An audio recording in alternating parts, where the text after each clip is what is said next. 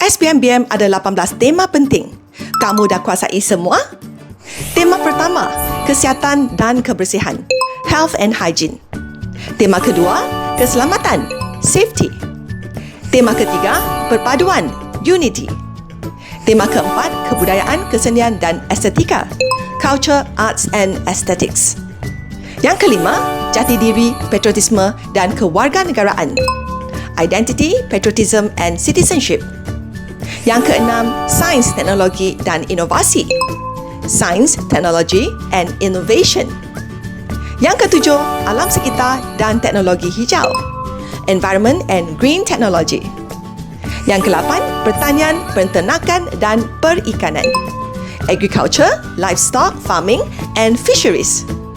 Yang ke-9, ekonomi, keusahawanan dan pengurusan kewangan, ekonomi, entrepreneurship and financial management. Yang ke-10, pelancongan, tourism.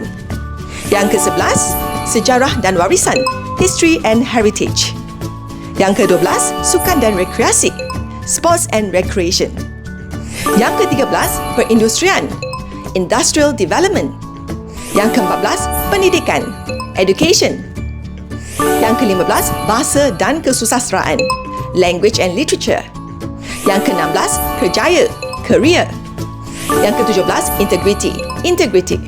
Yang ke-18, pentadbiran dan politik, administration and politics. Nak tahu cara huraikan semua tema ini dengan teknik skor A+? Sertailah kelas BM di Pusat Tuition Misi Jaya.